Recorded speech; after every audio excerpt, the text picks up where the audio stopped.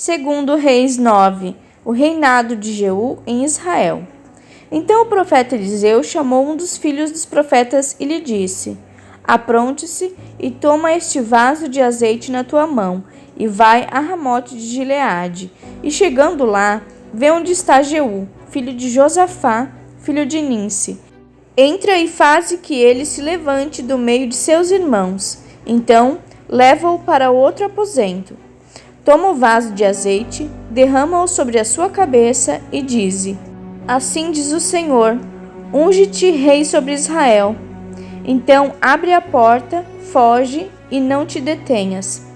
Foi, pois, o moço, o jovem profeta, a Ramote de Gileade, e entrando ele, eis que os capitães dos exércitos estavam assentados ali. E disse: Capitão, tenho uma palavra que te dizer. E disse Jeú: A qual de todos nós? E disse: A ti, capitão. Então se levantou, entrou na casa, derramou o azeite sobre a sua cabeça e disse: Assim diz o Senhor, Deus de Israel: Eu te ungi rei sobre o povo do Senhor, sobre Israel.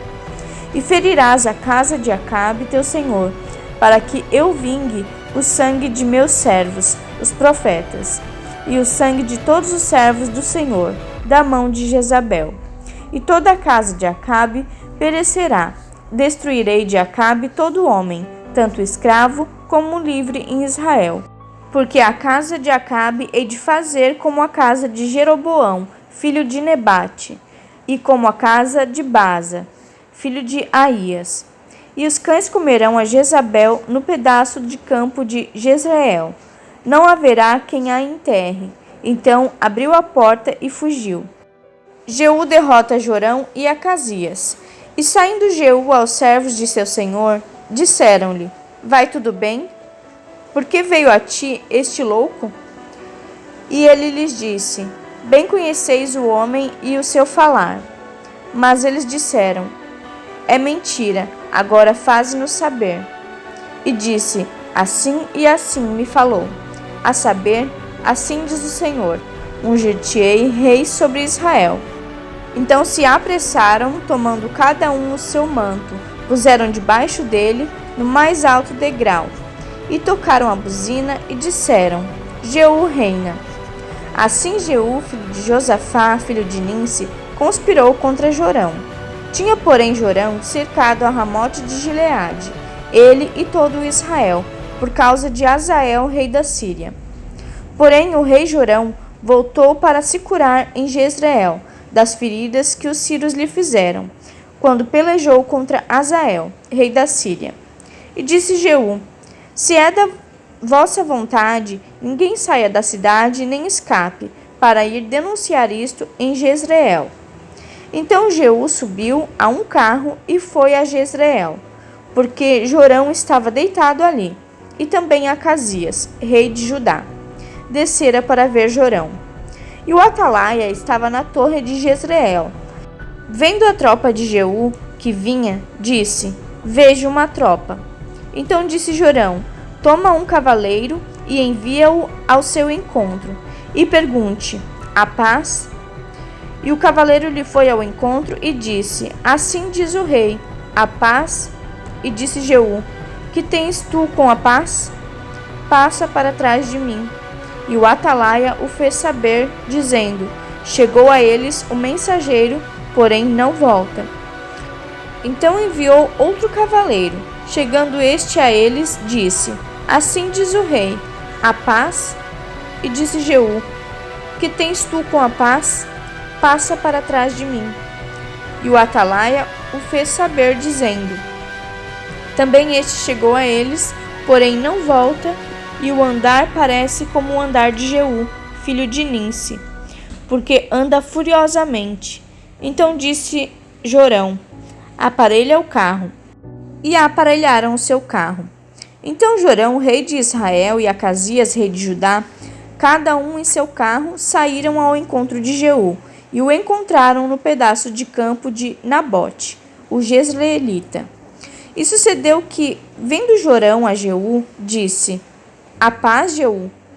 E disse ele: Que paz? enquanto as prostituições da tua mãe Jezabel e as suas feitiçarias são tantas?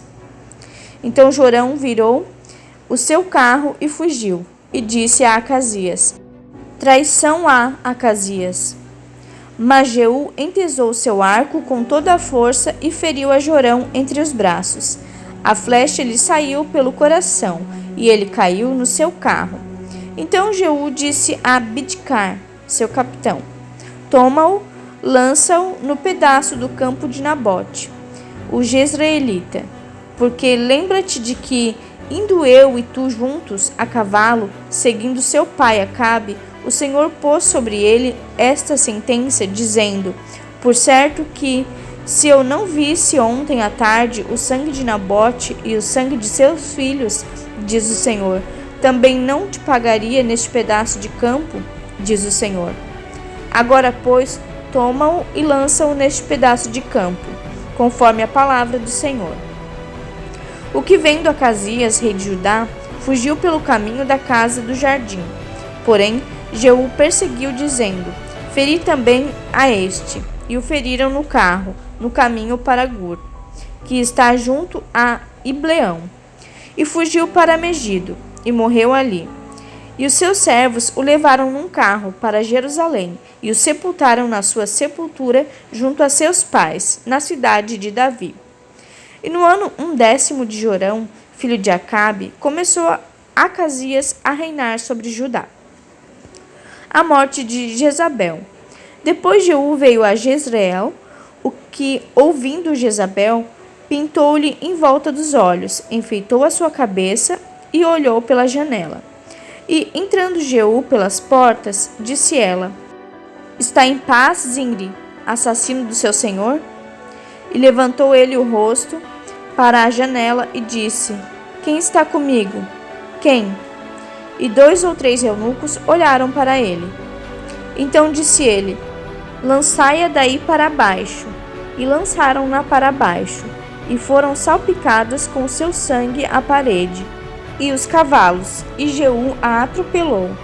Entrando ele e, havendo comido e bebido, disse: Olhai por aquela maldita e sepultai-a, porque é filha de rei.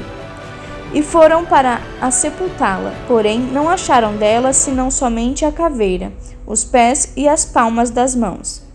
Então voltaram e o fizeram saber, e ele disse: Esta é a palavra do Senhor, a qual falou pelo ministério de Elias, o tisbita, seu servo, dizendo: No pedaço do campo de Jezreel, os cães comerão a carne de Jezabel, e o cadáver de Jezabel será como o esterco sobre o campo, no pedaço de Jezreel, de modo que não se possa dizer: Esta é Jezabel.